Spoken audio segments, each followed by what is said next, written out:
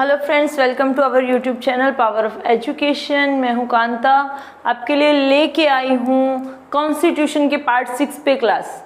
जो पार्ट 5 हमने लास्ट जो रिसेंट क्लास थी हमारी वो थी संघ पे, यूनियन पे, यानी कि सेंट्रल गवर्नमेंट पे।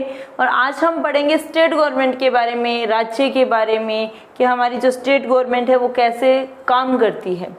तो सबसे पहले हम सिंपली वर्ड में जानेंगे कि जो स्टेट जो गवर्नमेंट होती है, ठीक है, तो उसका जो हेड होता है वो कौन होता है? हमारा स्टेट गवर्नमेंट का हेड होता है हमारा राज्यपाल। जैसे कि हमारे देश का जो है वो राष्ट्रपति जो होता है, मेन हेड हमारा प्रमुख जो होता है राष्ट्रपति होता है। सेम हमारा स्टेट का कौन होता है? राज्यपाल होता है। तो जो राज्यपाल होता है सेम इसको भी कैसे चुना जाता है? हमारे जैसे राष्ट्रपति का चुनाव किया जाता है वैसे ही राज्यपाल का चुनाव किया जाता है। तो इसके लिए राज्यपाल की एज हमारी जो है 35 वर्ष होनी चाहिए, ये नागरिक होना चाहिए, ये जो हमारे जितने भी जो विधानसभा है तो उसके क्या करना चाहिए कि जो रूल एंड रेगुलेशन है उसको कंप्लीट करने वाला होना चाहिए।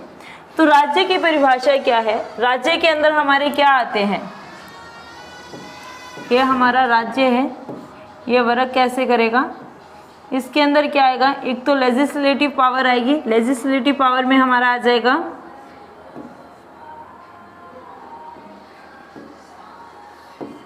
उच्च सदन और निम्न सदन। उच्च सदन में हमारा आता है विधान परिषद। विधान परिषद हमारा आएगा उच्च सदन में, और निम्न सदन में आएगा हमारा विधानसभा। इसमें भी सेम वैसे ही है जैसे हमारे पार्ट 5 में था कि इनका जो चुनाव होगा वो कैसे होगा कि ये जो हमारा है ये हमारा स्थायी रहेगा विधान परिषद, और विधानसभा जो है हमारा ये अस्थायी रहेगा। तो नेक्स्ट जो है हमारा राज्य के अंतर्गत लेजिस्लेटिव में हमारा आता है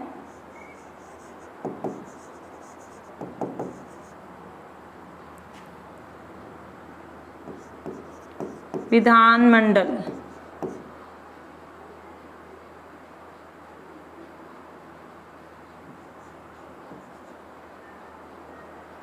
राज्य के अंदर आता है हमारा विधानमंडल। विधानमंडल में आते हैं हमारे दो पार्ट। विधानमंडल के दो पार्ट जो है, एक है हमारा विधान परिषद, एक है हमारा विधानसभा।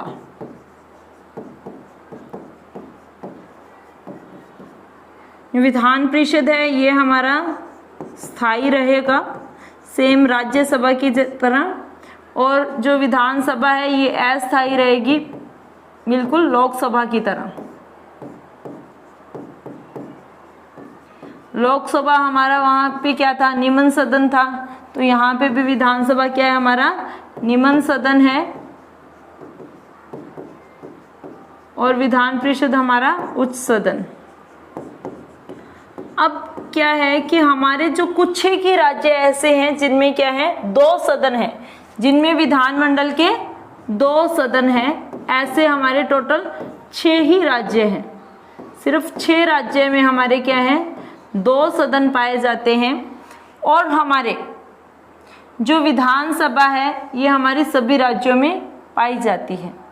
ये विधानसभा हर राज्य में है, बट जो विधान जो हमारी परिषद है वो सिर्फ 6 राज्यों में है। वो 6 राज्य हमारे हैं आंध्र प्रदेश,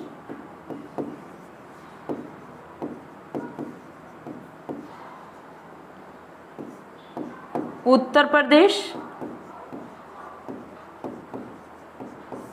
बिहार, कर्नाटक,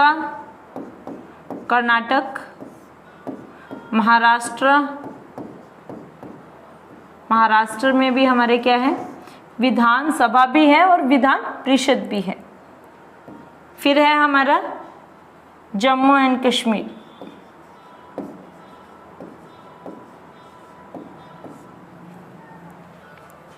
तो इन राज्यों में क्या है, हमारे 2 सदन है, विधानमंडल के 2 सदन आंध्र प्रदेश, उत्तर प्रदेश, बिहार, कर्नाटक, महाराष्ट्र और जम्मू कश्मीर में पाए जाते हैं।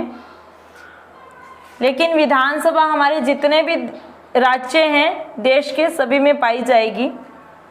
फिर है हमारी कार्यपालिका। अध्याय 1 में तो हमारा सिंपल परिभाषा थी, स्टेट की परिभाषा।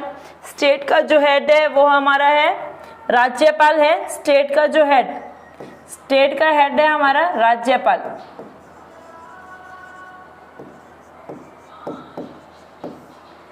लेकिन मेन काम कौन करता है हमारा, ये हमारा सिर्फ ऑफिशियल जो तौर पे हमारे क्या है हेड राज्यपाल है, लेकिन रियल तौर पे हमारे जो है वो है सीएम यानी कि मुख्यमंत्री। तो मुख्यमंत्री जो है हमारे वो रियल हेड है, ऑफिशियल जो हेड है हमारे स्टेट के वो राज्यपाल हैं। जैसे हमारे राष्ट्रपति और प्रधानमंत्री जिनके बारे में हमने जो लास्ट हमारी रिसेंट क्लास जो पार्ट 5 में संघ के अंदर पढ़ा था, सेम वही चीजें रहेंगी राज्यपाल की भी जैसे राष्ट्रपति की थी। तो अध्याय 2 में है हमारा कार्यपालिका, द एग्जीक्यूटिव। तो एग्जीक्यूटिव पावर हमारी किसके पास होती है, राज्यपाल के पास होती है। जो हमारा गवर्नर होता है उसके पास क्या होती है, हमारी एग्जीक्यूटिव पावर होती है। यानी कि कोई भी कानून बनेगा, ठीक है, तो क्या होगा, इनके हस्ताक्षर के बिना उसको क्या है लागू नहीं किया जा सकता है। तो ये जो सारी पावर किनके अंडर में आती है, हमारे राज्यपाल के अंडर में हमारी आती है। तो राज्यों के जो है राज्यपाल होते हैं, तो राज्यों के राज्यपाल भी होंगे। और राज्यपाल कितने होंगे, सिर्फ एक ही होगा, एक राज्य का एक ही राज्यपाल होगा। जैसे हमारे संघ के अंदर क्या था कि देश का जो राष्ट्रपति है वो एक ही होगा, वैसे ही हमारे एक राज्य का एक ही राज्यपाल होगा।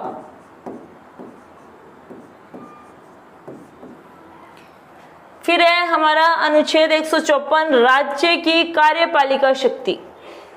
अब राज्य की कार्यपालिका शक्ति सारी किसके अंडर में आती है, राज्यपाल के, क्योंकि जो भी काम होंगे वो बिना राज्यपाल के नहीं हो सकते। तो राज्यपाल के पास सब पावर होती है, इनके सिग्नेचर के बिना राज्य के अंदर कुछ भी नहीं होगा। जो भी बिल बनेंगे, जो भी बजट आएगा, जो भी इन्होंने काम करना है, सब क्या होंगे, सब लेखा जोखा किसके पास जाएगा, राज्यपाल के पास जाएगा। राज्यपाल के स्वीकृति के हिसाब से ही क्या होंगे आगे इनके कार्य चलेंगे। फिर है अनुच्छेद 155 राज्यपाल की नियुक्ति। राज्यपाल की नियुक्ति कौन करता है, राष्ट्रपति करता है भाई। राष्ट्रपति द्वारा राज्यपाल की नियुक्ति की जाती है। राज्यपाल की पद। फिर है अनुच्छेद 156। अनुच्छेद 156 क्या कहता है, राज्यपाल की जो पदावधि है वो कितनी है, यानी कि इसका टाइम पीरियड कितना रहेगा, इसका टाइम पीरियड रहेगा 5 वर्ष का। फिर राज्यपाल नियुक्त होने के लिए अहंताएं यानी कि उसकी क्वालिफिकेशन क्या होनी चाहिए राज्यपाल नियुक्त होने के लिए, तो क्या होनी चाहिए, एक तो उसकी जो एज है, इसकी जो एज यानी कि इसकी आयु 35 वर्ष होनी चाहिए। सेकंड, वो किसी भी, चाहे वो केंद्र है चाहे वो राज्य है, केंद्र और राज्य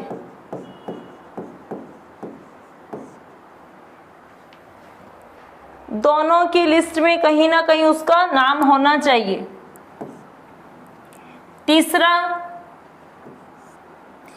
जो राज्यपाल की नियुक्ति होती है वो किस आधार पे होती है कि वो क्या करे कि जो हमारा विधानमंडल है उसके सदस्यता के लिए उसके सदस्य के एलिजिबल होना चाहिए, कि उसका जो सदस्य बन सके उसके पास इतनी एलिजिबिलिटी होनी चाहिए। फिर राज्यपाल पद के लिए शर्तें क्या होनी चाहिए, 35 वर्ष होनी चाहिए, किसी भी गवर्नमेंट सेक्टर में वर्क नहीं कर रहा हो, कोई भी, चाहे केंद्र है चाहे वो राज्य है, किसी भी टाइप से उसको कोई भी गवर्नमेंट अलाउंस नहीं मिलना चाहिए, कोई भी गवर्नमेंट या पद पर नहीं, लाभ पद पर नहीं होना चाहिए। फिर पागल नहीं होना चाहिए, दिवालिया नहीं होना चाहिए, देश का नागरिक होना चाहिए, राज्य के नागरिक होने चाहिए। अनुच्छेद 59 क्या कहता है हमारा, राज्यपाल द्वारा शपथ या प्रतिज्ञा। अब जब राष्ट्रपति इनको चुनता है तो इनकी शपथ भी कहाँ होगी, राष्ट्रपति द्वारा जिनको चुना जाता है तो इनकी शपथ कहाँ होती है, राष्ट्रपति द्वारा ही करवाई जाएगी। कहाँ करवाई जाएगी, सुप्रीम कोर्ट में। कहाँ होगी, सुप्रीम कोर्ट में। कई बार इनको कहाँ, और जो बाकी इनका जो मंत्रिपरिषद है जितने भी, तो उनकी कहाँ होगी, हमारी हाई कोर्ट में। इनकी हेल्प के लिए जो भी मंत्रिपरिषद है उनकी होगी हाई कोर्ट में। तो नेक्स्ट है हमारा अनुच्छेद 160, कुछ अस्मिताओं में राज्यपाल की कृतियों का निर्वहन। भाई कई बार क्या है, राज्यपाल में अक्षमता के कारण भी उसे क्या है, पद से हटाया जा सकता है, या कुछ वो ऐसे कार्य कर दे जिससे क्या है, उसे हटाया जा सकता है। तो ये है कि वो कार्य जिनकी वजह से उसे अपने पद को, अपने कार्य को छोड़ना पड़ सकता है। फिर है अनुच्छेद 161, क्षमा आदि की और कुछ मामलों में दंडादेश, निलंबन, परिहार या लघुकरण की राज्यपाल की शक्ति। अब राज्यपाल के पास शक्ति होती है क्षमा करने की, पर वो क्या है, जिसको फांसी की सजा मिली है वो नहीं खत्म कर सकता। वो सिर्फ कौन सी छोटी मोटी सजाएं जो हैं उनको कम कर सकता है। जैसे किसी को 5 साल की सजा मिली है तो उसे 3 साल कर सकता है। किसी को अगर बहुत ज़्यादा ये लगे कि हाँ, कि अगर कोई भी दंड है ये सिर्फ उसे कम कर सकता है, या कहीं पे ऐसा लगे कि इस मामले की दोबारा जांच होनी चाहिए, तो ये उस मामले को हाई कोर्ट में भेज सकता है। इस पे कोई क्वेश्चन नहीं उठा सकता। अनुच्छेद 162, राज्य की कार्यपालिका शक्ति का विस्तार। अब राज्य की जो कार्यपालिका शक्ति है वो किसके पास है, हमारे राज्यपाल के पास थी। राज्यपाल क्या करेगा, अपने कार्य जो भी उनके अंडर में जो भी आते हैं उनसे करवाएगा। जैसे कि मुख्यमंत्री, और इनकी सलाह के लिए क्या बना होता है, राज्यपाल की सलाह के लिए एक मंत्रिपरिषद बना होता है।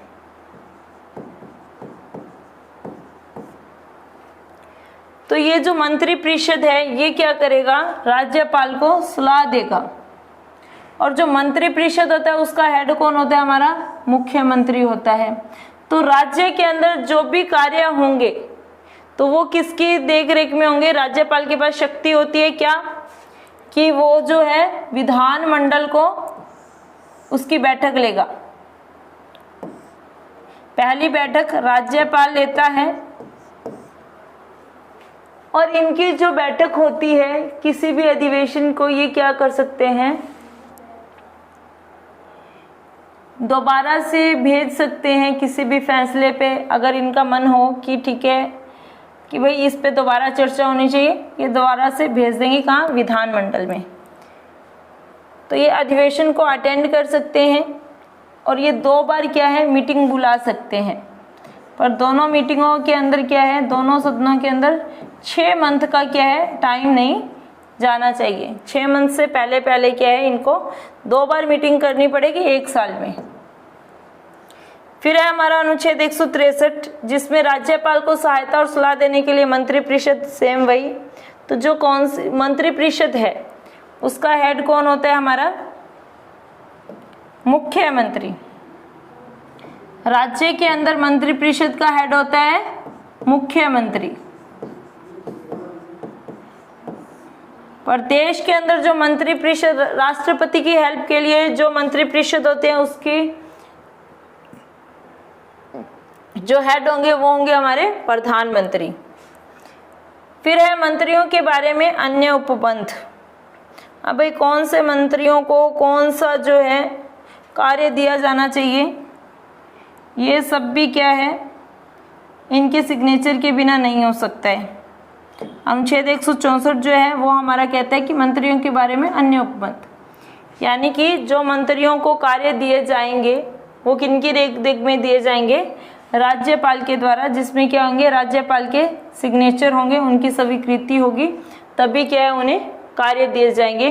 फिर राज्य का महाधिवक्ता, advocate general for the state, तो जो हमारा अनुच्छेद 165 है वो क्या कहता है कि जनरल जो है एडवोकेट जनरल, ये कौन चुनेगा, राज्यपाल चुनेगा।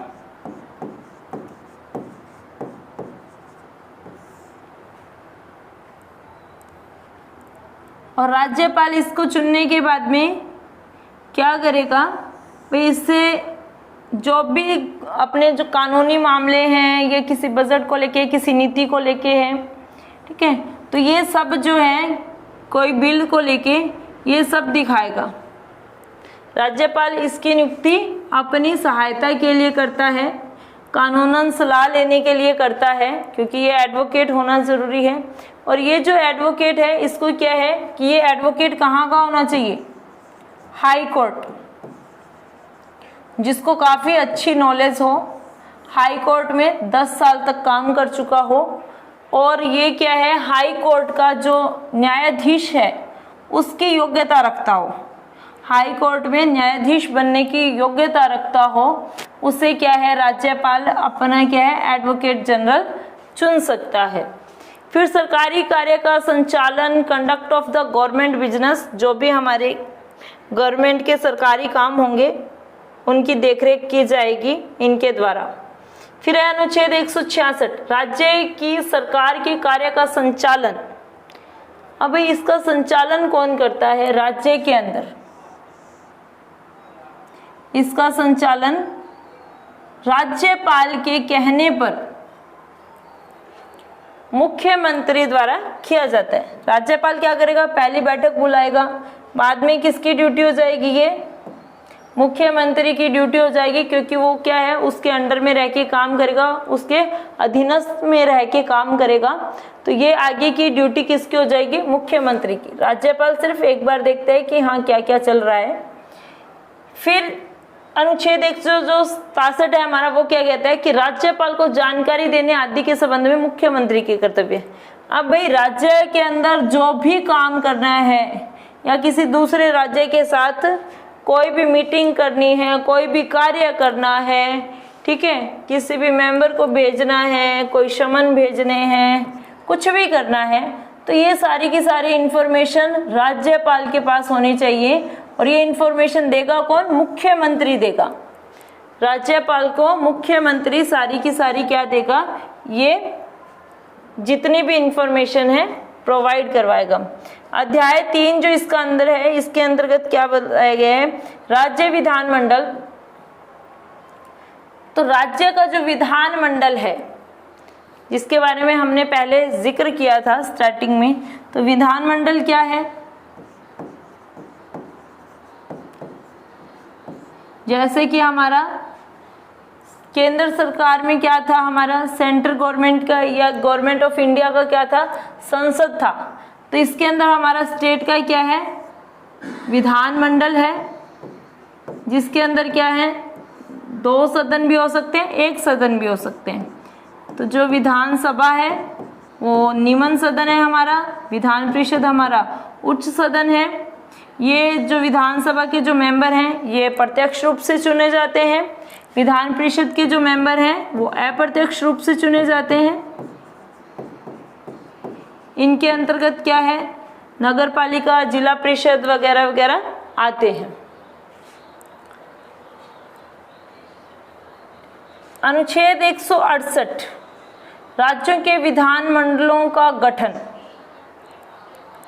अब भाई कहीं पे तो क्या है कि सिर्फ विधानसभा से 1 सदन से ही काम चल रहे हैं, कहीं 1 सदन है, कहीं द्विसदनीय है, कहीं 2 सदन है। 2 सदन किन में है, 6 राज्यों के अंदर है, उत्तर प्रदेश, आंध्र प्रदेश, यूपी, बिहार, कर्नाटका, महाराष्ट्र,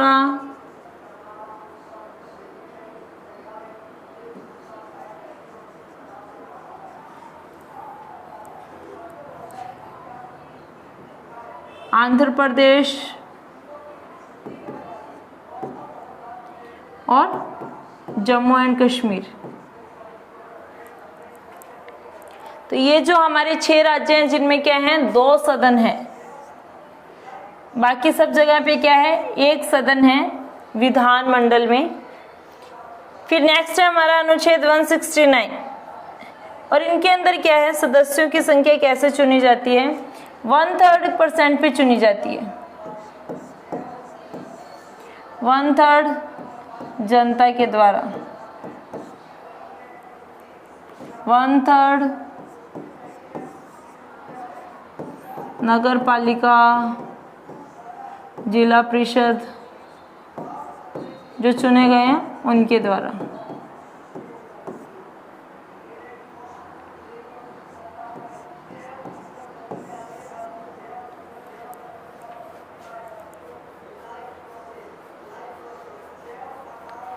तो इस टाइप से कहीं पे 110 है, कहीं पे 112 है।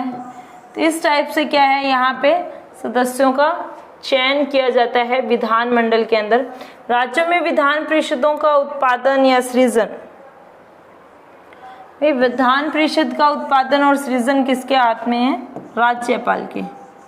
राज्यपाल चाहे तो विधान परिषद को खत्म कर सकता है, राज्यपाल चाहे तो वहां पे चलवा सकता है। अनुच्छेद 170 विधानसभाओं की संरचना। विधानसभा की संरचना कैसे होगी भाई, यहाँ पे मेंबर, विधानसभा में क्या है कम से कम 60, ज्यादा से ज्यादा 500। लेकिन जब गोवा को 36वें जो हमारा संशोधन हुआ था 1975 में, 26 अप्रैल 1975 में जब हमारा संविधान का संशोधन हुआ तो उसमें सिक्किम को क्या बनाया गया था,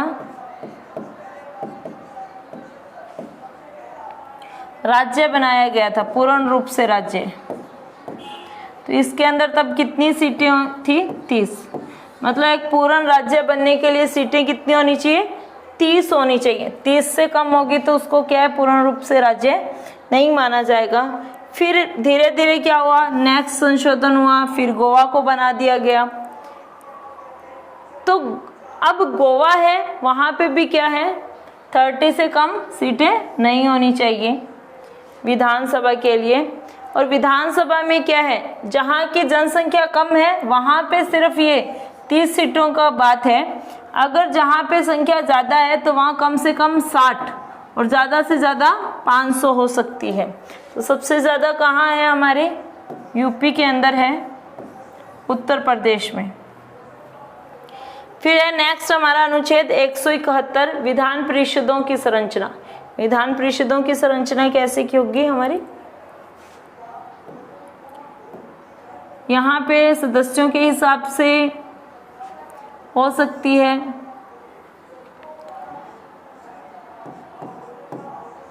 नगर पालिका, जिला परिषद,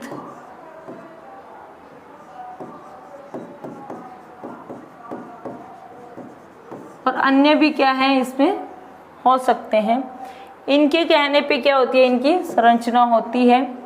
और सेम वही यहाँ पे क्या है, जो प्रत्यक्ष रूप से लोगों के द्वारा चुने जाते हैं, यहाँ पे जो लोगों के द्वारा चुने गए हैं उनके द्वारा चुने जाते हैं मेंबर विधान परिषद में। फिर है अनुच्छेद 172। तो इसके अंदर जो विधान जो परिषद है इसके अंदर राय कौन कौन से दे सकते हैं, ये भी दे सकते हैं, जो लोगों के द्वारा प्रत्यक्ष रूप से चुने गए हैं ये भी देंगे। फिर बाकी जो है 110 पार्ट जो है वो राज्यपाल के जो अंतर्गत जो कुछ ऐसे मेंबर होते हैं वो उनसे भी सलाह ले सकते हैं जिनकी आयु क्या है, जो कॉलेज में स्नातक मतलब कॉलेज में जिनकी ग्रेजुएशन डिग्री होंगी वो इसमें पार्ट ले सकते हैं। जो हमारे सरकारी गवर्नमेंट स्कूल जो होते हैं उनके जो अध्यापक होते हैं 3 वर्ष तक अगर उन्होंने क्या है अध्यापक के पद पर काम किया है तो उनके जो हेड होते हैं यानी कि जो हमारे हाई स्कूल के जो मुख्य अध्यापक यानी कि प्रिंसिपल होते हैं उनकी राय ली जा सकती है। 3 वर्ष तक वहाँ पे वो रहने चाहिए पद पर, तो वो भी राय दे सकते हैं। विश्वविद्यालय के जो हैं स्नातक में उत्तीर्ण हुए हैं जो, वो भी इसमें राय दे सकते हैं। तो ऐसे करके बहुत सारे मेंबर होते हैं जो इसमें क्या है अपनी राय दे सकते हैं। इनसे क्या है राज्यपाल द्वारा राय पूछी जाती है। फिर है हमारा अनुच्छेद 172, राज्य के विधानमंडलों की अवधि। विधानमंडलों की अवधि क्या है? विधान जो हमारी सभा है इसकी अवधि होगी हमारी 5 वर्ष। विधानसभा की 5 वर्ष होगी, विधान परिषद की 6 वर्ष हो सकती है। अगर किन्हीं कारणों से क्या है कि बाई चांस कुछ ऐसी स्थिति आ जाए, संकट की स्थिति आ जाए, तो क्या है विधानसभा की जो है अवधि उसको भी बढ़ा दिया जा सकता है। लेकिन विधानसभा के जो सदस्य होते हैं, विधान परिषद के जो सदस्य होते हैं इनका क्या रहता है, 1/3 रहता है कि सिर्फ 2 वर्ष के लिए सदस्यों को, मतलब वैसे तो इनकी क्या होती है 6 वर्ष का कार्यकाल होता है, तो जो 1/3 होते हैं वो मेंबर जो उनको क्या किया जाता है 2 साल बाद में रिटायर कर दिया जाता है, उनकी जगह पे फिर दोबारा से क्या है 1/3 मेंबर जो है चुन लिए जाते हैं। 173 अनुच्छेद हमारा क्या कहता है, राज्य विधानमंडल की सदस्यता के लिए योग्यता क्या होनी चाहिए भाई? परिषद के लिए चाहिए 30 वर्ष, विधानसभा के लिए चाहिए 25 वर्ष। यह है परिषद और यह है विधान परिषद, विधानसभा।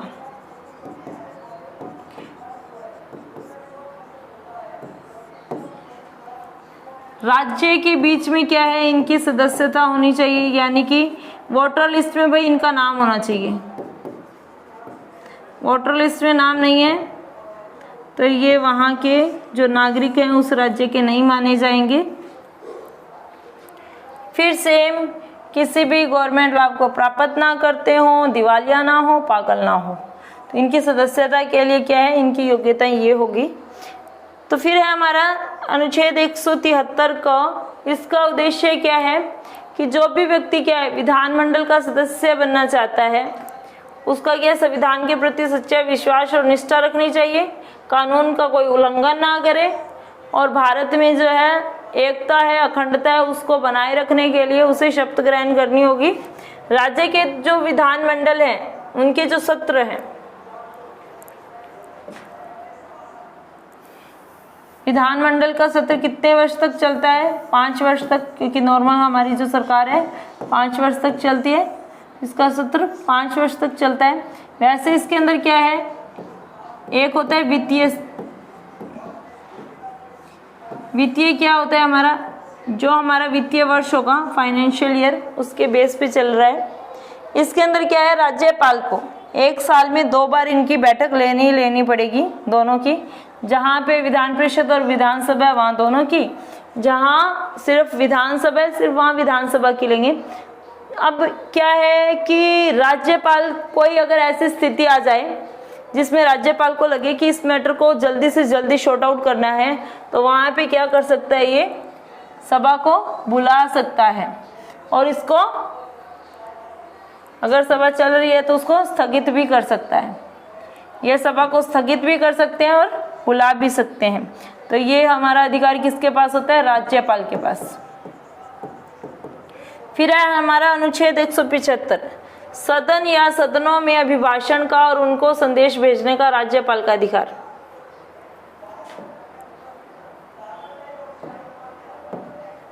सबसे पहला लेक्चर किसका होगा, राज्यपाल का। दोनों सदनों को बुलाने का अधिकार किसको है, राज्यपाल को। दोनों के पास अगर किसी मामले को लेकर संदेश भेजना है तो सिग्नेचर भी किसके चाहिए, राज्यपाल के चाहिए। इन्हीं की अनुमति पे इनको बुलाया जाएगा। राज्यपाल का विशेष अभिभाषण, राज्यपाल विशेष अभिभाषण कहाँ देता है,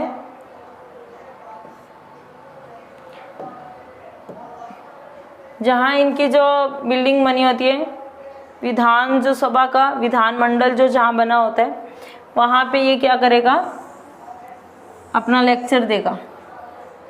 लेक्चर क्या देगा, भाई आप लोगों को क्या करना है, संविधान को ध्यान में रखते हुए अपने अपने कार्य को अच्छे से करना है।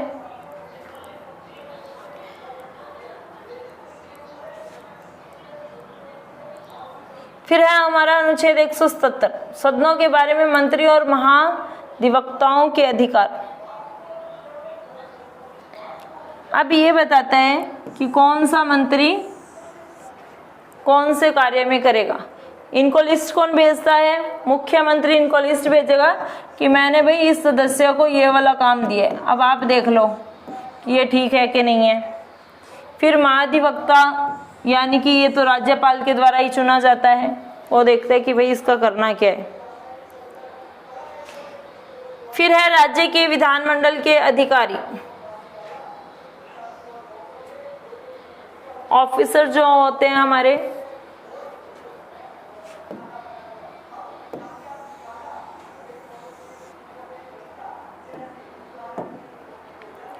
यानी कि एक तो राज्यपाल के पास क्या होगा, महाधिवक्ता होगा, एडवोकेट जनरल होगा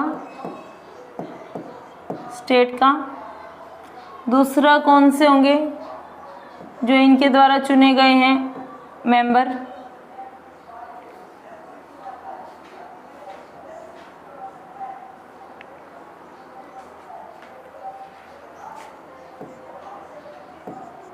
जैसे कि उच्च न्यायालय के हमारे जो है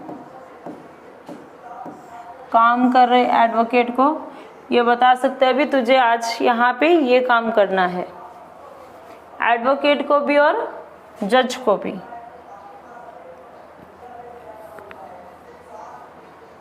फिर इनके जो ऑफिसर होते हैं कौन कौन से, जो कानून को बनाते हैं, जैसे कि राज्य के राज्यपाल हो गए।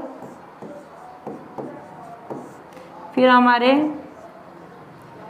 लेजिस्लेटिव में आते हैं विधानमंडल के विधानसभा, विधानमंडल के हेड जो आते हैं हमारे सीएम मुख्यमंत्री।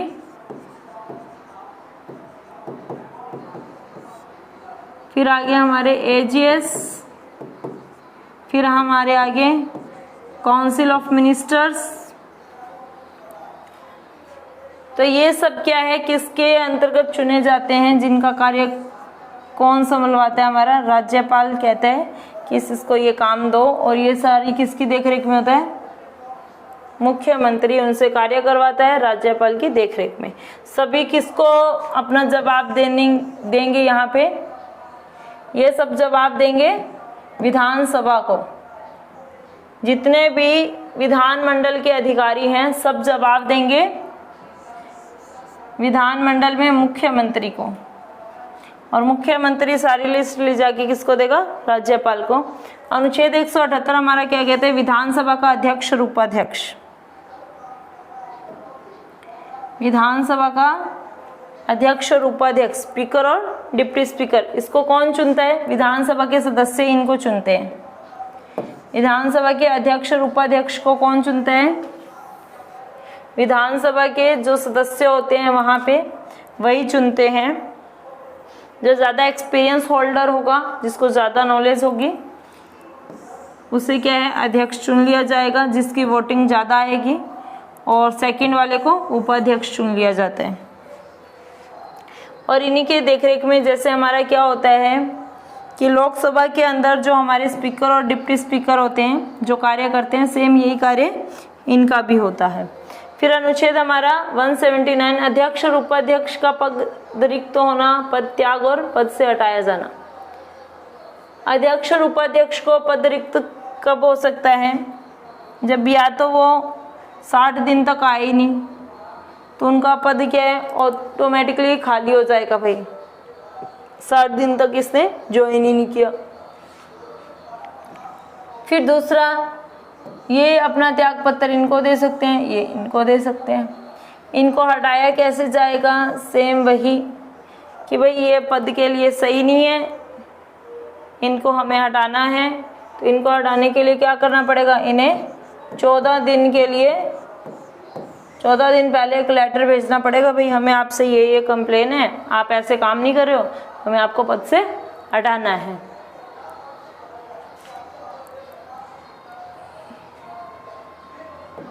फिर नेक्स्ट है हमारा अनुच्छेद 180, अध्यक्ष के पद के कर्तव्यों का पालन करने या अध्यक्ष के रूप में कार्य करने के उपाध्यक्ष या अन्य व्यक्ति को शक्ति।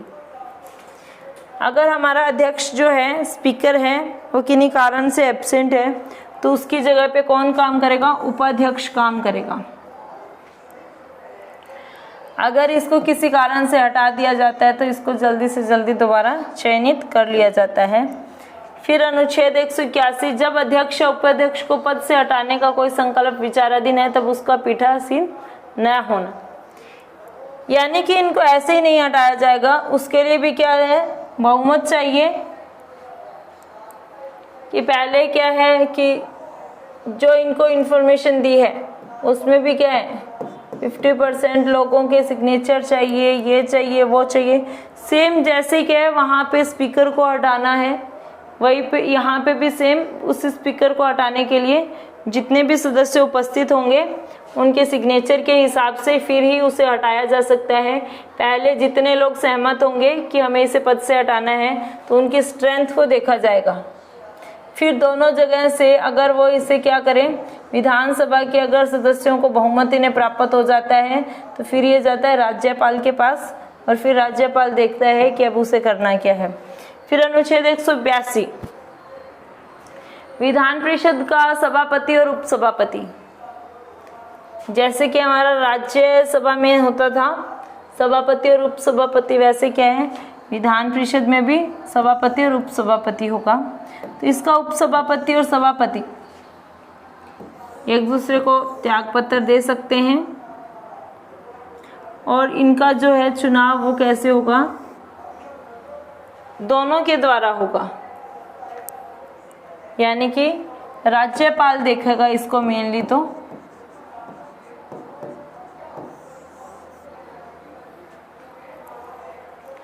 उसमें क्या होता था, जो हमारे उपराष्ट्रपति होते थे, यानी कि यहाँ पे उपराज्यपाल जो होंगे वही क्या है इसके सभापति हो सकते हैं और उपसभापति क्या है इन्हीं के द्वारा चुना जाएगा। इसको चुनने के लिए क्या है सदस्यों की सदस्यता जरूरी है।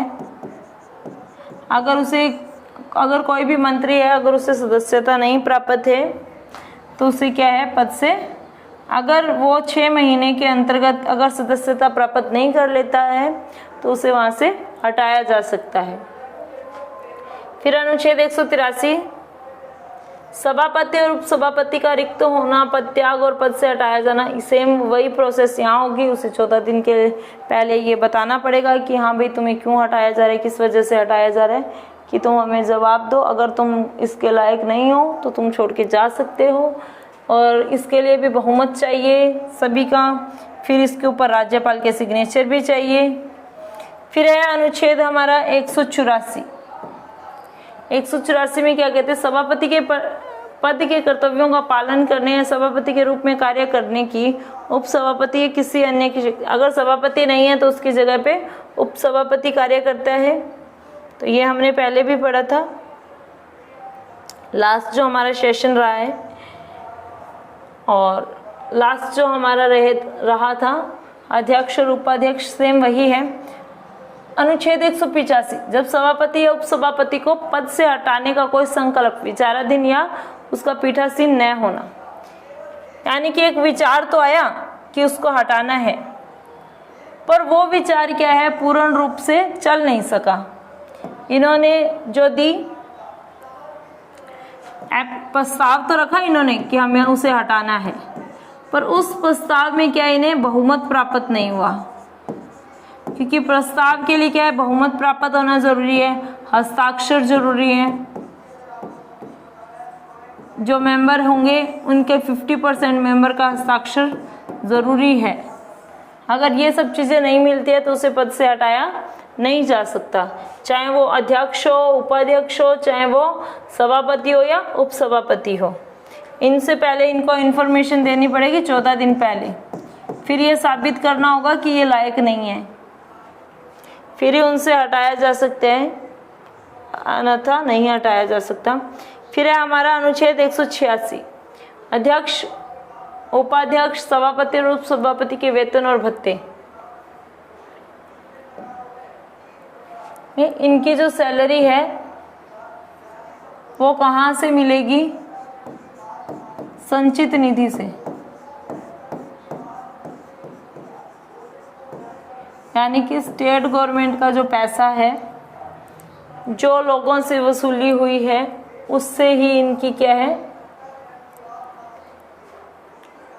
वेतन दिया जाएगा, उसी से उन्हें भत्ते दिए जाएंगे। राज्य के विधानमंडलों का सचिवालय, अब विधानमंडलों का सचिवालय है वो कहाँ होगा?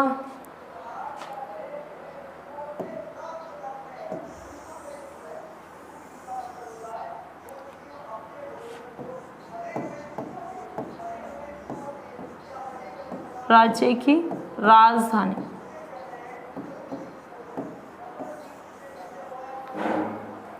जहां हमारा हाई कोर्ट होगा,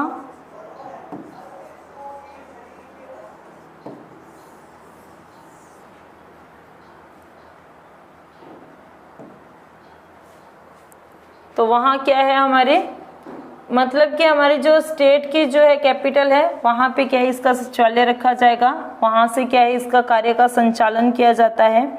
अनुच्छेद हमारा 188 सदस्यों द्वारा शपथ या प्रतिज्ञा, विधानमंडल के जो सदस्य होते हैं इनकी जो शपथ है वो किसके सामने होगी? राज्यपाल के सामने होगी।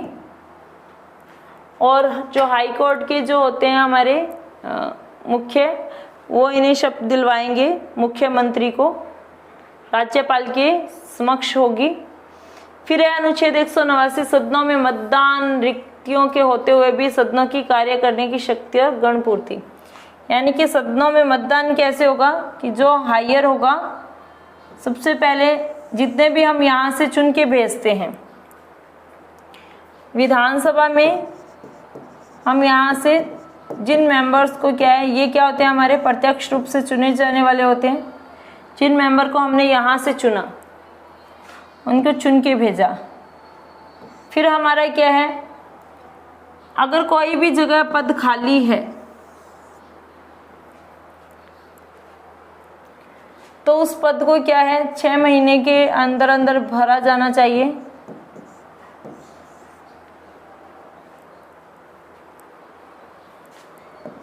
फिर सदनों की जो कार्य करने की शक्ति है, या पद खाली होने पे भी कई बार क्या होते हैं कार्य करने पड़ते हैं, तो जो सदन के जो हमारे होते हैं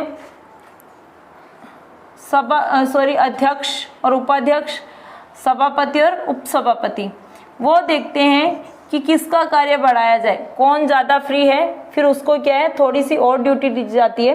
कई बार ऐसा होता है कि अगर ऐसा लगे कि सदनों में जो कार्य हैं वो सही से नहीं हो रहे हैं, तो वहाँ पे किसको भेजा जाता है, महाधिवक्ता को भेजा जाता है। वो वहाँ की सिचुएशन को देखता है, आके राज्यपाल को सलाह देता है कि हमें क्या करना चाहिए।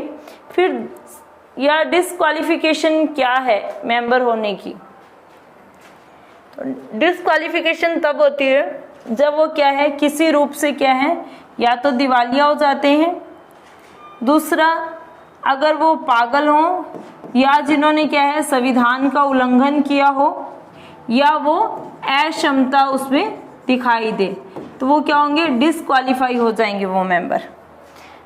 फिर अनुच्छेद हमारा जो है 190 हमारा क्या कहता है, स्थानों का रिक्त होना। कई बार क्या कहते हैं कि खुद ही क्या करते हैं त्याग पत्र दे देते हैं किन्हीं कारणों से, तो वहां पे क्या है स्थान रिक्त हो जाते हैं। कई बार अक्षमताओं के कारण भी उन्हें हटाया जाता है। तो किसी भी मंत्री को, किसी भी सदस्य को ऐसे ही नहीं हटाया जाएगा, उसके लिए क्या है उसकी आलोचना, हर एक चीज को देखा जाएगा सदन के अंदर। तो सदस्यता के लिए क्या है, जो हमारी डिस्क्वालिफिकेशन है वो क्या है कि अगर वो अपनी जगह पे रह के प्रॉपर तरह से काम नहीं कर रहा है तो वो डिस्क्वालीफाई, अपने एरिया में अगर उसने कुछ भी काम नहीं किया है या किसी भी तरह से वहाँ के कानून को या किसी संविधान का उसका उल्लंघन करके वो अगर आगे आ रहा है तो वो डिस्क्वालीफाई कर दिया जाएगा। अगर वो दिवालिया हो गया है तो डिस्क्वालीफाई कर दिया जाएगा। फिर अनुच्छेद 192 जो है वो हमारा क्या कहता है, सदस्यों की निर्भरताओं से संबंधित प्रश्नों पर विनिश्चय। अगर क्या है कि सदस्य डिस्क्वालीफाई हमने बताया है तो उससे संबंधित जो प्रश्न है वो कहाँ पूछे जाएंगे,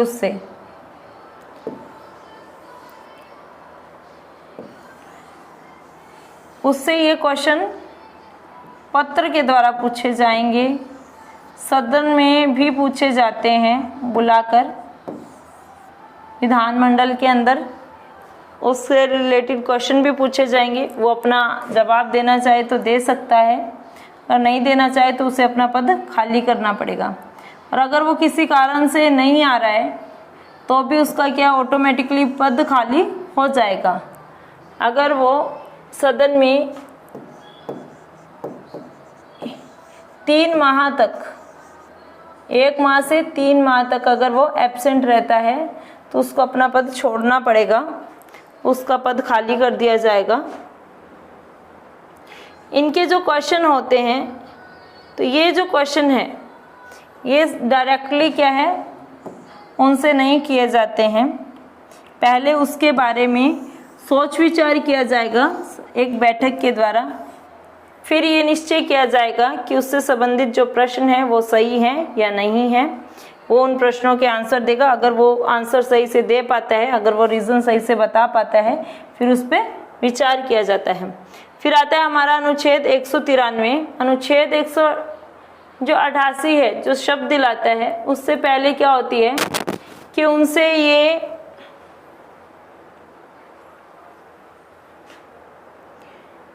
शब्द दिलाने में और उनका जो कार्य होता है उससे पहले और बाद में, यानी कि अगर वो किसी भी मेंबर बन जाता है तो 40 दिन पहले और 40 दिन बाद में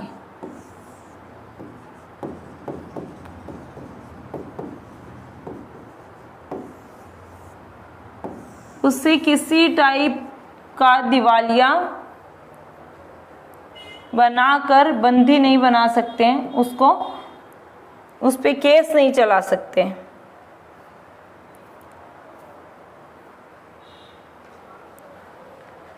फिर इनकी जो पावर्स होती हैं, सदस्यों को कुछ विशेष अधिकार भी दिए जाते हैं, कुछ इनको पावर्स जो है वो भी दी जाती है। फिर रहता है हमारा अनुच्छेद 194, विधानमंडलों के सदनों की तथा उनके सदस्यों और समितियों की शक्तियां, विशेष अधिकार।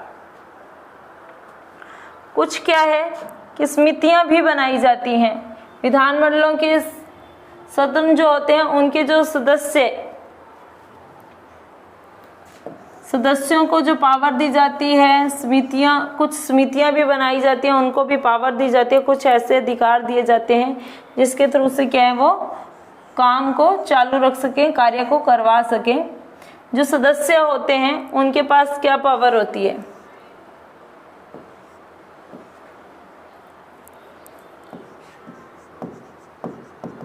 सदस्य किसी के लिए अविश्वास अगर प्रस्ताव रखते हैं तो उसके लिए क्या है, इनका बहुमत इनको प्राप्त होना चाहिए।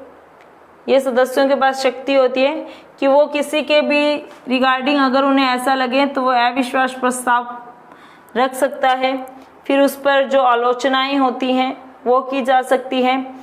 फिर ये मेंबर जो हैं अगर ये अपनी बात को वहाँ पर विधानसभा के अंदर या सदन के अंदर स्वतंत्रता पूर्वक बोल सकते हैं, इन पर कोई भी कानूनन कार्रवाई नहीं होगी। लेक्चर देने पर इन्होंने अपनी अगर बात रखी है, अगर कोई आलोचना की है किसी की, तो इन पे क्या है कोई भी कानूनन कार्रवाई नहीं होगी। ये क्या है विपक्षी के ऊपर क्या है ताना भी कस सकते हैं भाई। तो ये जो शक्तियां हैं ये जो सदस्य होते हैं उनको दी जाती है। नेक्स्ट है हमारा अनुच्छेद 195, सदस्य के वेतन और भत्ते। इनका जो वेतन होता है और इनके जो भत्ते होते हैं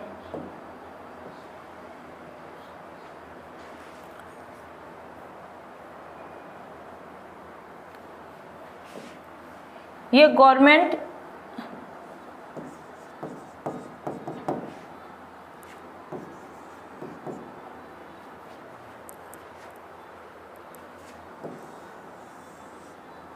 गवर्नमेंट के थ्रू से जो भी राज्य कोष में संचित जो निधि होती है उनके द्वारा दिया जाएगा। फिर विधायकों के पुनर्स्थापन और पारित किए जाने के संबंध में उपबंध विधेयकों के। अब जो विधेयक क्या होते हैं, जो भी हम क्या है जो रूल्स वगैरह लेके आते हैं,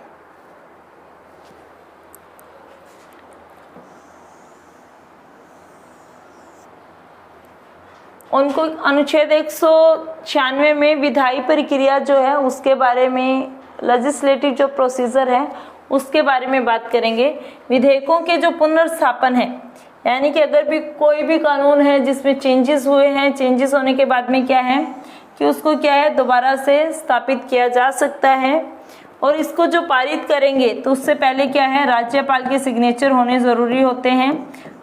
और उससे पहले क्या होगा, राज्यपाल के पास ये तभी जाएगा जब क्या है दोनों सदनों की सहमति होगी।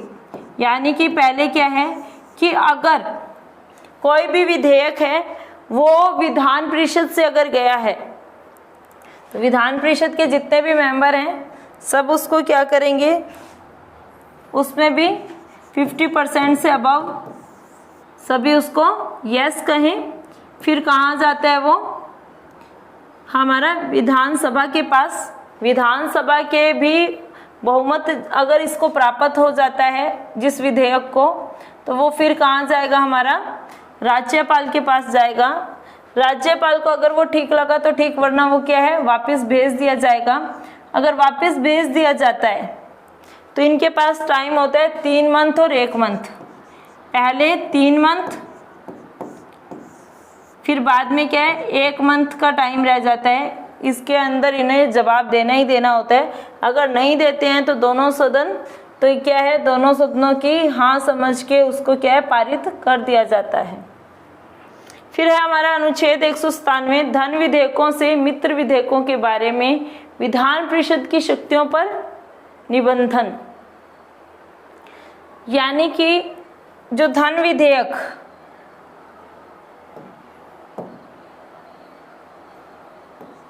धन से जुड़े हुए हमारे बिल,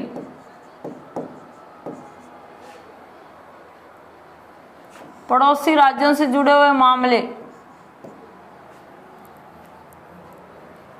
उसके बारे में क्या है विधान जो परिषद है इसके पास शक्ति होती है। क्या शक्ति होती है कि ये उस बिल को सोचने के लिए अपने पास रख सकता है। कितने दिन तक रख सकता है, ज़्यादा से ज़्यादा 3 माह तक। फिर दोबारा अगर इनके पास आएगा तो क्या होगा 1 महीने, क्योंकि दोबारा वो वापस कहाँ जा सकता है, वापस जाएगा वो विधानसभा के पास। विधानसभा से वापस कहाँ आएगा, इनके पास आएगा, विधान परिषद के पास। फिर इनको क्या है इसको यस कहना ही कहना पड़ेगा, ना कहने का इनके पास कोई भी रीज़न नहीं बचेगा। अगर ये कुछ नहीं कहते हैं 1 महीने में, अगर कोई जवाब नहीं देते हैं तो उसको क्या है लागू कर दिया जाएगा। फिर है हमारा अनुच्छेद 198 धन विधेयकों के संबंध में विशेष प्रक्रिया। अब भाई धन से जुड़े हुए हैं जो भी बिल,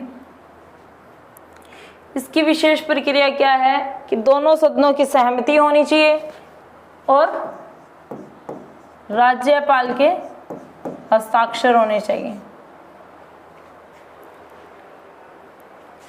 धन विधेयक की परिभाषा, हमारा अनुच्छेद 199 धन विधेयक की परिभाषा क्या है। धन विधेयक होता क्या है, जो भी हमारी बजट से रिलेटेड लास्ट ईयर के जितने भी हमारी जो पेमेंट है, हमारा राज्य के पास कितना धन पड़ा है, उन सबका जो है देखरेख किसके द्वारा की जाती है,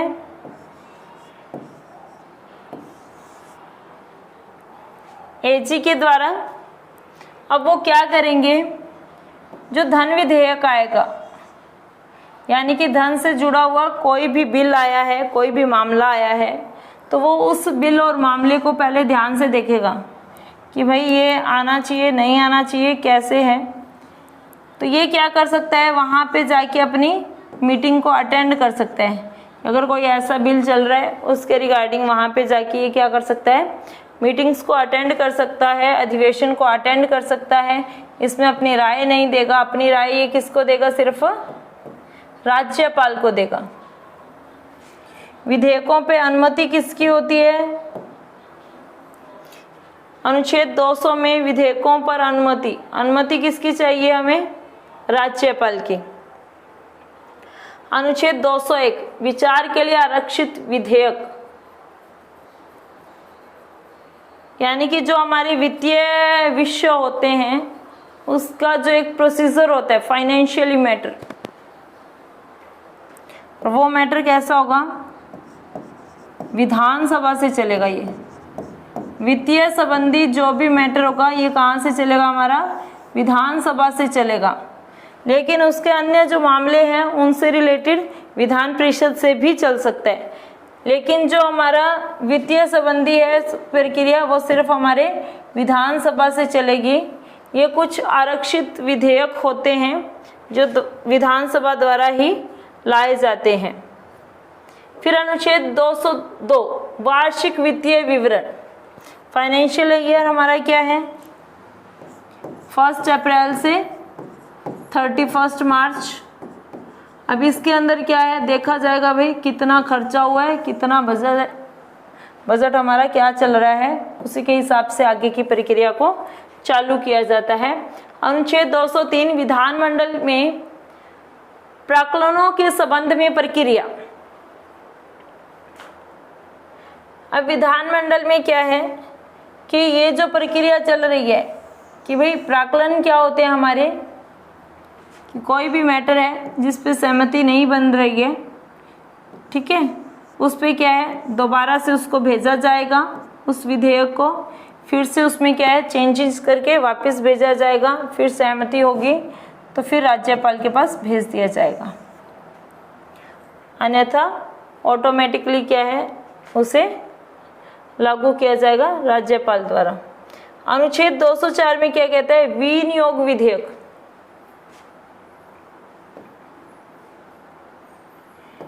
चेंजेस के बाद क्या है उसे लाना, वो होता है विनियोग विधेयक। विधेयक यानी कि कोई भी बिल। 2000 अनुच्छेद 2005 अनुपूरक अतिरिक्त या अधिक अनुदान। अब भाई ये देखा जाता है कि खर्चा कितना हुआ, कितना होना चाहिए था, कितना होना चाहिए था, कितना ज़्यादा किया है और कितने से बचा जा सकता था। तो ये चीज़ें देखी जाती है राज्यपाल के जो एजी वो रखते हैं उनके द्वारा। फिर अनुच्छेद 206 में क्या है, लेखानुदान, प्रत्यानुदान और अपवादानुदान। भाई लेखा जोखा तुम हमें क्या दिखा रहे हो, लगाया तुमने कितना ही है, ज्यादा लगाया है तो अपवाद तो होगा ही। और ये जो अपवाद है ये सब चीजें किसके पास जाती है, राज्यपाल क्या करता है डायरेक्ट किसको भेज देता है, विपक्षी दल को भेज देता है, भाई तुम आवाज उठाओ इसके ऊपर, इन्होंने फालतू के जो खर्चे किए इनकी इनसे सारा का सारा हिसाब किताब ले लो। अनुच्छेद 207 के अंदर वित्त विधेयकों के बारे में विशेष उपबंध।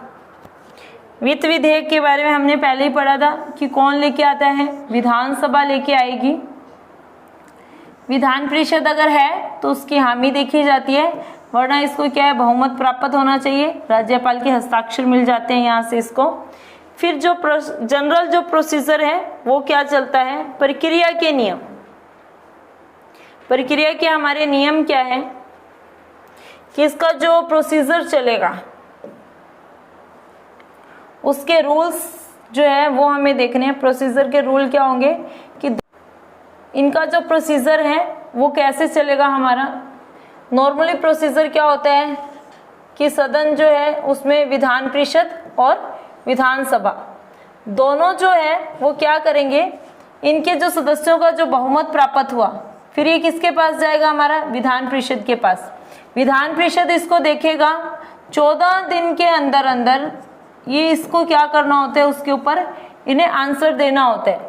अगर 14 दिन के अंदर अंदर ये आंसर नहीं देंगे तो फिर क्या है कि एक राज्यपाल के पास इनकी जो डिस्कशन है वो पहुंच जाएगी और वो देखेंगे कि भाई इसमें मसला क्या है। दोबारा से अगर उन्होंने वापस भेजा है, अगर किसी भी चीज को दोबारा से वापस भेजा, किसी भी विधेयक को दोबारा से वापस भेज दिया जाता है तो उसको क्या किया जाता है, बाद में उसे रद्द नहीं किया जा सकता, उसे क्या है लागू करना ही करना पड़ेगा उस संबंध में।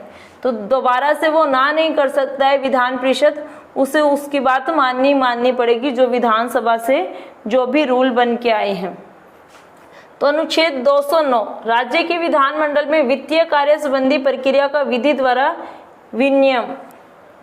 अब क्या है, विधि कौन सी चल रही है, विधानमंडल के अंदर वित्तीय कार्य कौन देख रहा है, विधानसभा देख रहा है। प्रक्रिया क्या है कि भाई इन्होंने इनसे राय लिए विधान परिषद से, दे तो अच्छी बात है, नहीं दे तो लागू तो हो ही जाना है वो। अनुच्छेद 210 में क्या है, विधानमंडल में प्रयोग की जाने वाली भाषा। अगर किसी की आलोचना की है, अगर भाषा में किसी को अब्यूज नहीं बोल सकते, अब्यूज लैंग्वेज यूज नहीं कर सकते, अब्यूज लैंग्वेज यूज करेंगे तो आप पे जुर्माना लग सकता है। तो विदाउट अब्यूजिंग लैंग्वेज आप क्या है किसी की आलोचना कर सकते हैं, आपको स्वतंत्रता पूर्वक अधिकार है, आप पर कोई इशू नहीं होगा, कोई कानूनन कार्रवाई नहीं होगी। लेकिन अगर आपने अब्यूज लैंग्वेज यूज की तो आप पर कार्रवाई की जा सकती है। अनुच्छेद 211 विधानमंडलों में चर्चा पर निबंधन। विधानमंडलों में भाई ऐसे कोई चर्चा नहीं होगी, किसी पे एक दूसरे पे टोंट नहीं कर सकते हैं वो, यानी कि विधान परिषद विधानसभा को ऐसे डायरेक्टली कुछ नहीं बोल सकता है, वो एक दूसरे से प्रश्न नहीं उठा सकते हैं, इनको कोई अधिकार नहीं होता कि आप एक दूसरे के बारे में क्वेश्चन करें कि वो ये चीज़ ठीक नहीं है, ये चीज़ ठीक नहीं है, ऐसा नहीं है, वैसा नहीं है, ऐसा नहीं कर सकते हैं। आपको प्रश्न उठाने का कोई अधिकार नहीं है, डायरेक्ट प्रश्न नहीं कर सकते हैं। अनुच्छेद 212 न्यायालयों द्वारा विधानमंडल की कार्यवाहियों की जांच नहीं किया जाना। भाई अब क्या है, जो विधानमंडल ने बना दिया उस पर न्यायालय क्या है जांच नहीं कर सकता। कोई भी रूल इन्होंने बना दिया तो ये इसकी जांच नहीं कर सकता, कि कोई प्रश्न नहीं उठा सकता विधानमंडल पे, क्योंकि उसमें क्या होती है, सभी की राय होती है, राज्यपाल के हस्ताक्षर होते हैं, जिसपे क्या है न्यायालय कोई भी कार्रवाई नहीं कर पाएगा। राज्यपाल की विधायी शक्ति। अब भाई राज्यपाल के पास जो विधायी शक्तियां होती हैं कौन कौन सी होती हैं, ये क्या कर सकते हैं, किसी भी मामले में किसी भी मामले को देख सकते हैं, जैसे कानून से संबंधित मामले हैं तो उसमें क्या करेंगे, ये कुछ एक मामले अपने पास रख सकते हैं, जिन पे इनका मन हुआ जवाब देना तो देंगे, नहीं हुआ तो इसको चर्चा के लिए दोबारा भेज सकते हैं। तो ये पावर होती है राज्यपाल के पास। अनुच्छेद 213 विधानमंडलों के विश्रांति काल में अध्यादेश प्रस्थापित करने की राज्यपाल की शक्ति। भाई अगर इनका चल रहा है विश्राम, अगर इनकी चल रही है छुट्टियां विधानमंडल की, इससे राज्यपाल को कोई मतलब नहीं है। अगर कुछ इम्पोर्टेंट मैटर आया है तो इनको जल्दी से जल्दी कितने हफ्ते में, 6 सप्ताह के अंदर, 6 हफ्तों के बीच बीच में क्या है उसको सॉल्यूशन देना होगा। तो उसके लिए अगर इनका विश्राम चल रहा है तो ये इनको विश्राम से उठा सकते हैं, भाई आ जाओ मैंने मीटिंग रखी है। अध्याय 5 राज्यों के उच्च न्यायालय, high court of the states. अनुच्छेद 214 राज्य के लिए उच्च न्यायालय, सेंटर के लिए क्या था हमारा, सर्वोच्च न्यायालय, उच्चतम न्यायालय, सुप्रीम कोर्ट, और यहाँ पे क्या है हमारे हाई कोर्ट। हाई कोर्ट जो होते हैं हमारे, इसमें जो इनकी नियुक्ति होती है जजेस की, वो कौन करता है, हमारा राष्ट्रपति करते हैं। राष्ट्रपति द्वारा इनकी नियुक्ति की जाती है, मुख्य न्यायाधीश की भी और अन्य न्यायाधीश की भी। उच्चतम न्यायालयों का अभिलेख न्यायालय होना, उच्चतम न्यायालय के अंडर में क्या है, सेशन कोर्ट भी आते हैं,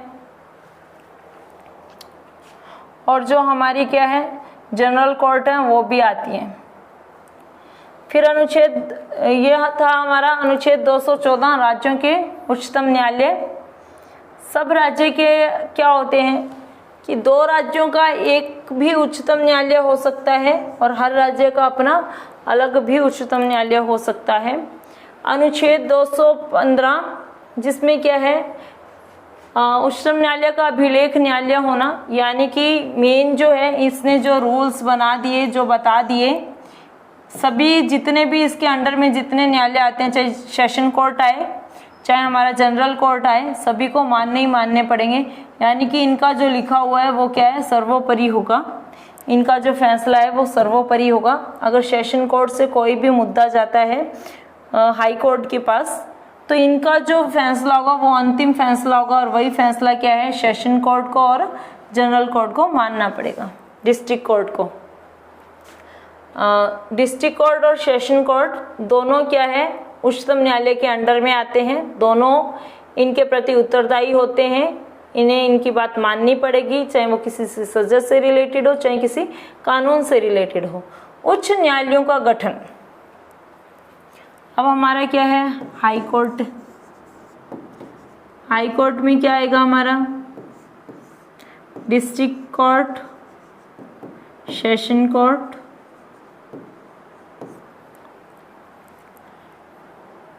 डिस्ट्रिक्ट कोर्ट के नीचे हमारे आते हैं सेशन कोर्ट।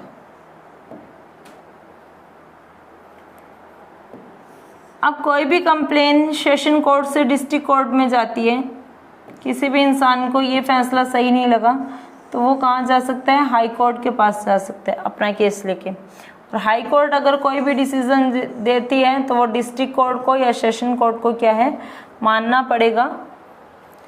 और इनका जो मुख्य हमारा हाई कोर्ट और जो सेशन कोर्ट होता है, ये हमारा कहाँ होता है, जो भी हमारी स्टेट की जो है कैपिटल होती है वहाँ पे बनाया जाता है। फिर है अनुच्छेद 217, उच्च न्यायालय के न्यायाधीशों की नियुक्ति, इनकी नियुक्ति जो है वो राष्ट्रपति द्वारा की जाती है, और 5 वर्ष के लिए की जाती है। वैसे तो इनकी जो एज है, इनकी क्या है, एज के हिसाब से की जाती है। 65 वर्ष की उम्र तक ये हैं कार्य कर सकते हैं, 65 वर्ष की उम्र तक ये कार्य करेंगे। अगर राज्यपाल चाहे तो क्या है, यहाँ से किसी को भी बुला सकता है, न्यायाधीश को अपने कार्यों के लिए एक समिति बना सकता है। इनकी पद की शर्तें क्या हैं कि कौन जो है वो उच्चतम न्यायालय का न्यायाधीश के रूप में नियुक्त हो सकता है, जिसने क्या किया हो, 10 वर्ष तक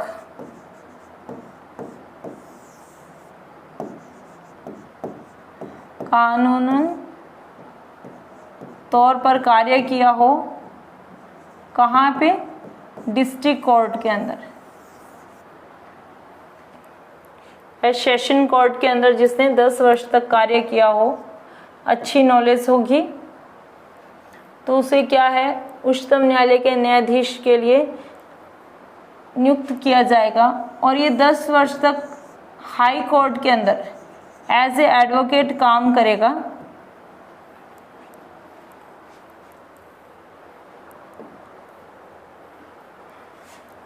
फिर है नेक्स्ट अनुच्छेद 218, उच्चतम न्यायालय से संबंधित कुछ उपबंधों का उच्च न्यायालयों को लागू होना।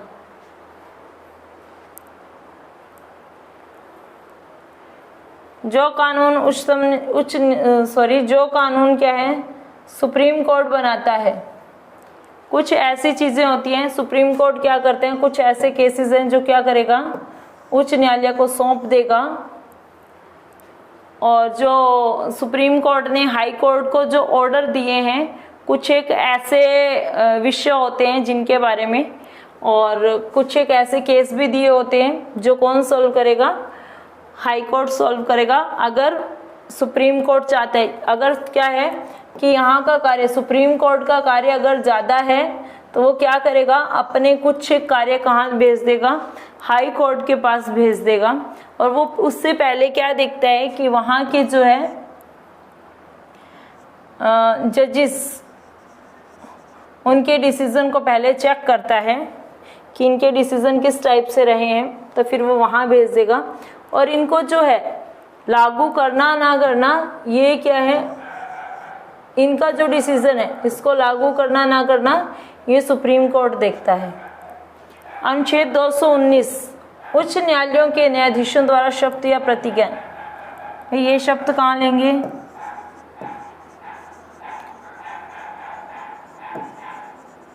सुप्रीम कोर्ट, राष्ट्रपति के सामने इनको शपथ दिलाई जाती है कि इनकी नियुक्ति कौन करता है, राष्ट्रपति द्वारा की जाती है। और अनुच्छेद 220 में क्या है, स्थायी न्यायाधीश रहने के पश्चात विधि व्यवसाय पर निबंधन। जो क्या है, परमानेंट रह रहे हैं, अगर इनके बाद में बाई चांस कोई भी परमानेंट है वो क्या है, एब्सेंट हो गया किसी भी कारण से, तो इनके रूप में क्या है, यहाँ पे राष्ट्रपति जो है क्या करेगा, किसी और को यहाँ पर न्यायाधीश के रूप में ला सकता है। और जो न्यायाधीश के रूप में लाएगा उसको बस सिर्फ 2 वर्ष के लिए ला सकता है, ज़्यादा से ज़्यादा, इससे ज़्यादा नहीं रख सकते हैं उसको उस पद पे। अनुच्छेद 221, न्यायाधीशों के वेतन आदि।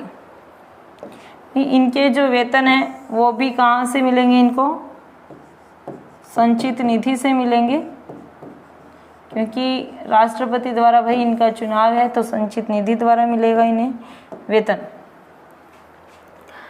फिर है अनुच्छेद 222,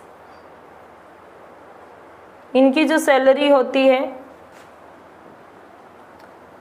वो हमारी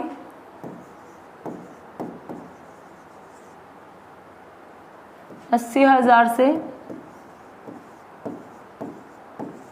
1,20,000 के बीच होती है, पर मंथ होती है ये इनकी सैलरी।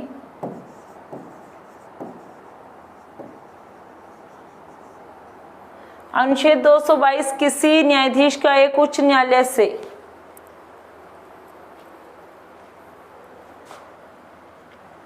अब क्या है, किसी भी न्यायाधीश को इन्होंने चेंज करना हो, लाना हो, यानी कि पहले उससे क्या है, एक उच्चतम न्यायालय के जो है न्यायाधीश है उससे राय ली जाएगी। उससे पहले पूछा जाएगा भाई मुझे इस वजह से तुम्हारा जो है यहाँ पे काम चाहिए, क्या तुम आएंगे या नहीं आएंगे, ये इनसे पहले राय ली जाती है, फिर उन्हें बुलाया जाता है। और एक जो है उच्चतम न्यायालय, एक उसमें क्या होता है, मुख्य न्यायाधीश होता है और कुछ अन्य न्यायाधीश होते हैं, और इनकी जो संख्या है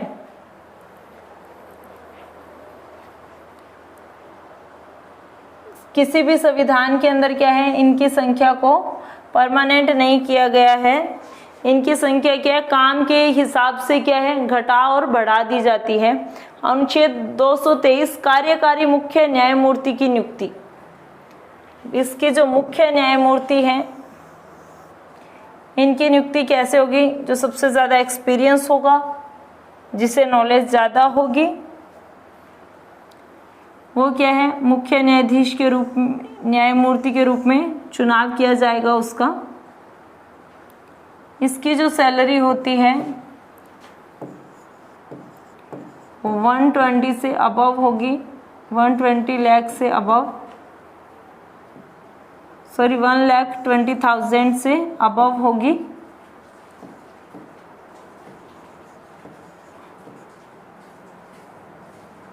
और 150 लाख, 1,50,000 तक होगी। ये उसकी पर मंथ सैलरी है। फिर है अनुच्छेद 224, अपर और कार्यकारी न्यायाधीशों की नियुक्ति। मुख्य की तो नियुक्ति कर दी, इसकी नियुक्ति किसने की है? राष्ट्रपति ने की है भाई, ये भी देख के।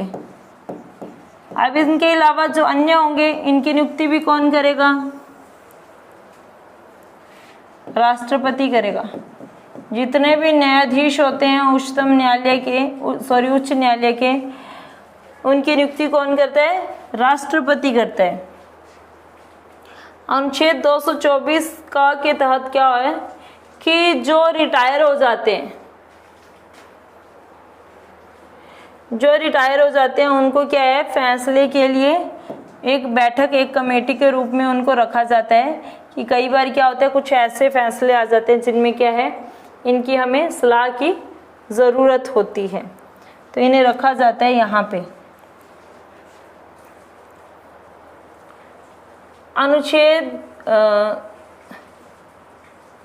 अनुच्छेद 225, सॉरी ये मिस्टेक हो गई यहाँ पे थोड़ी सी,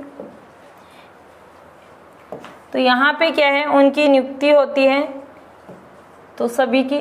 फिर उनके बाद में क्या है, इनकी जो नियुक्ति होने के बाद में अगर किसी भी कार्य में क्या है कि कोई भी न्यायाधीश एब्सेंट रहता है, किसी कारण से कोई भी न्यायाधीश एब्सेंट रहता है, तो वहाँ क्या करता है, राज्यपाल जो है वो एक लेटर लिखता है राष्ट्रपति को, जिसके थ्रू से 2 वर्ष के लिए जो एक्सपीरियंस जो होगा, जिसे 10 वर्ष क्या है कानूनन तौर पर कार्य किया होगा, उस बंदे को क्या है यहाँ पर नियुक्त कर दिया जाएगा 2 वर्ष के लिए। और इसको जो सैलरी है वो भी इसी हिसाब से मिलेगी। अनुच्छेद 226, कुछ रिट निकालने की उच्च न्यायालय की शक्तियाँ। जैसे कि संविधान से जुड़ी हुई कोई रिट है वो निकाल सकता है, किसी को दिवालिया घोषित करना है उसके ऊपर इनकी रिट निकल सकती है। तो ये जो है उच्चतम न्यायालय के पास ही पावर होती है, अदर किसी के पास नहीं होती है। फिर जो अनुच्छेद 226 का है वो हटा दिया गया है। अनुच्छेद 227, सभी न्यायालयों के अधीक्षण की उच्च न्यायालय की शक्ति।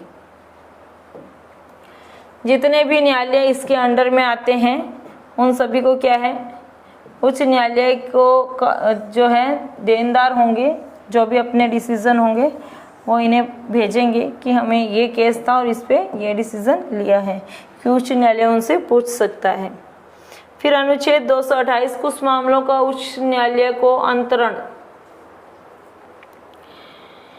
कुछ एक मामलों में क्या है, उच्चतम न्यायालय को क्या है हस्तक्षेप करना पड़ता है, उसके अंदर आना पड़ता है, क्योंकि कुछ मामले ऐसे होते हैं जो वहाँ पे सुलझाए नहीं जाते, या कुछ जैसे कि भूमि से लेके ज़मीनी से लेके ये जो मामले होते हैं ये क्या है, उन पे डिसीज़न कौन देगा, हाई कोर्ट ही दे सकता है, बाकी कोर्ट के पास ये पावर नहीं होती है। यानी कि किसी की ज़मीन जायदाद से अगर रिलेटेड कोई बात होती है तो उन मामलों में क्या है, उच्च न्यायालय का क्या है अंतरण होता है। अनुच्छेद 229 क्या कहता है कि उच्च न्यायालयों के अधिकारी और सेवक तथा उच्च न्यायालयों के जितने भी क्या है सर्विस करने वाले पर्सन जहाँ हैं, जो भी वहाँ के ऑफिसर होते हैं और जो भी वहाँ पे सर्वेंट जो होते हैं, और इन पे जितना भी खर्च होता है, ये सब का सब कहाँ पे जिक्र किया जाता है हमारा, ये आता है हमारा समवर्ती विषय में। ये मामला हमारा समवर्ती विषय की जो सूची है उसमें आता है। फिर है हमारा अनुच्छेद 230, उच्च न्यायालयों की अधिकारिकता की संघ राज्य क्षेत्रों पर विस्तार। अब इनका जो अधिकार है वो कहाँ कहाँ है कि जो राज्य हैं वो हमारे क्या थे, संघ क्या है हमारा, राज्यों का क्षेत्र को संघ माना गया है। तो उच्च न्यायालयों का क्या है, इन पे अधिकार होता है, यानी कि समवर्ती सूची के जो विषय होते हैं 47 जो विषय जिन पे हमने बात की है, हमारे क्या होते हैं, राज्य के अंदर 2 सूचियां आती हैं।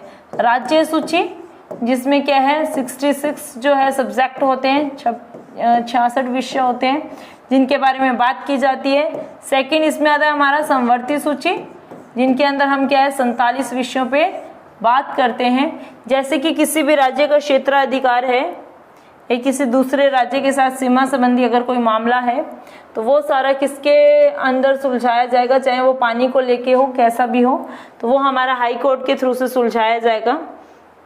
अनुच्छेद 231 2 या 2 से अधिक राज्यों के लिए एक ही उच्च न्यायालय की स्थापना। अनुच्छेद 231 क्या कहता है कि 2 और 2 से अधिक जो राज्य होते हैं उनका क्या है, एक हाई कोर्ट हो सकता है। ऐसा नहीं है कि हाई कोर्ट अलग अलग बनाएंगे तभी कुछ होगा। 2 राज्य या 2 से अधिक राज्यों का एक हाई कोर्ट हो सकता है, जैसे कि पंजाब और हरियाणा का एक ही हाई कोर्ट है, वो है चंडीगढ़ में। अध्याय 6 हमारा क्या कहते हैं, अधीनस्थ न्यायालय, सबॉर्डिनेट कोर्ट्स जो होते हैं, यानी कि जो हमारे होते हैं डिस्ट्रिक्ट कोर्ट और सेशन कोर्ट।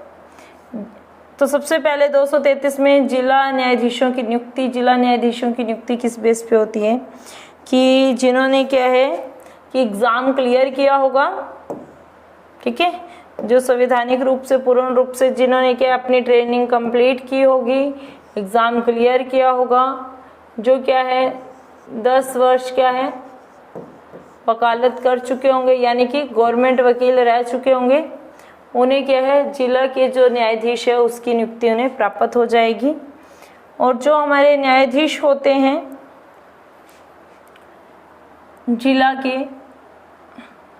और उच्च न्यायालय के, ये हमारे क्या है राष्ट्रपति के द्वारा इन्हें चुना जाता है। और उच्च न्यायालय के जो न्यायाधीश जो होते हैं वो क्या है जिला न्यायाधीशों की नियुक्ति के लिए क्या करेंगे, एक लिस्ट बना के भेजेंगे कि ये जज है, इनका अच्छा फैसला चल रहा है, तो ये राज्यपाल को देंगे और राज्यपाल इनको जो हस्ताक्षर जो प्रोवाइड होंगे वो राष्ट्रपति के प्रोवाइड होंगे इनके अपॉइंटमेंट लेटर पे। अनुच्छेद 233 के में क्या है, कुछ जिला न्यायाधीशों की नियुक्तियों का तथा उनके द्वारा दिए गए निर्णय आदि का विधानीकरण करना।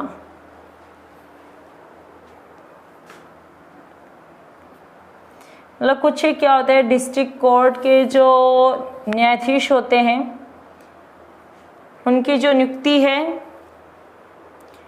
तो वो राज्यपाल की सिफारिश पे होती है और इनके जो निर्णय दिए जाते हैं उनका क्या है, उनकी जांच की जाती है, सभी की जो ये फैसला देते हैं, डिसीजन दिए जाते हैं, इनकी क्या है जांच की जाती है।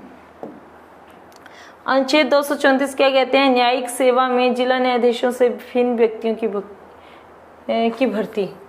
न्यायिक सेवा में यानी कि अगर जिला न्यायाधीशों से भी क्या है अलग जो है जजेस की क्या है भर्ती की जाती है, वो भर्ती किस बेस पे होती है कि बाई चांस अगर ये नहीं आए तो इनके एब्सेंट में जो वर्क करेंगे वो कौन करेंगे, तो वो इन पे बताया जाता है।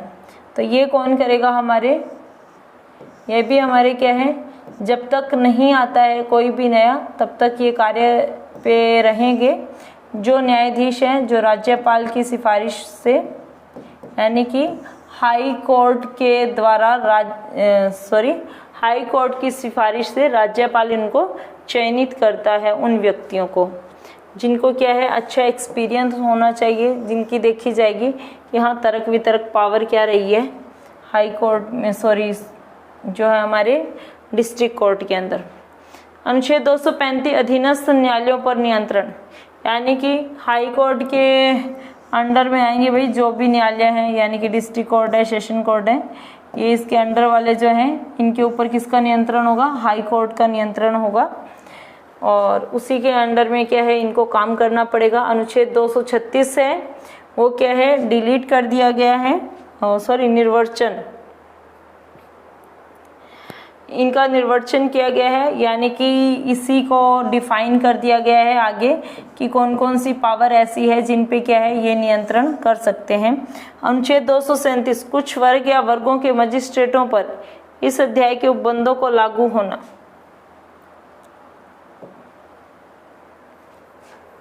जो हमारे मजिस्ट्रेट होते हैं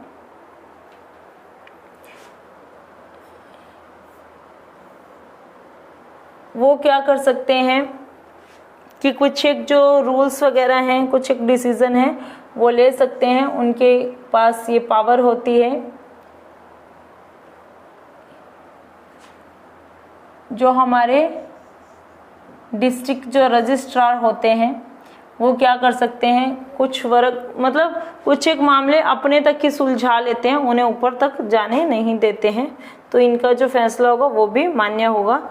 और इसी के साथ जो हमारा भाग 6 है वो हमारा कंप्लीट होता है, जिसको हमने पढ़ा था राज्य के बारे में।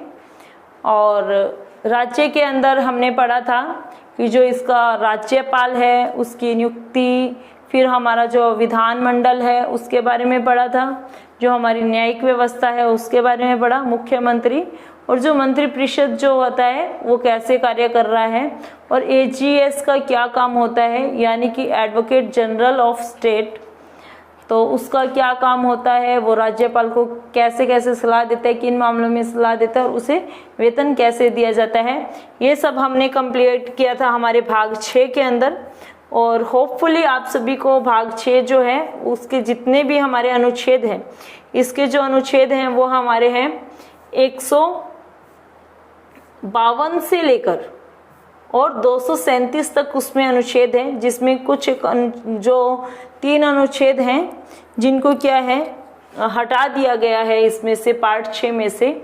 और जो पार्ट हमारा 7 है उसको क्या किया गया है कि जो हमारा संविधान का संशोधन हुआ था उस टाइम क्या है उसको वहाँ से डिलीट कर दिया गया है। तो नेक्स्ट जो हमारी वीडियो आएगी वो आएगी हमारी पार्ट 8 पे, यानी कि भाग 8 पे आने वाली है, जो रिलेटेड है हमारे केंद्र शासित प्रदेशों से। तो इसी के साथ आज का हमारा जो सेशन खत्म होता है। तो आप सभी हमारी वीडियो को लाइक करें, शेयर करें, सब्सक्राइब करें। अगर आपको कहीं पे भी हमारी मिस्टेक लगे तो प्लीज़ हमें कमेंट करके ज़रूर बताइएगा। Thank you.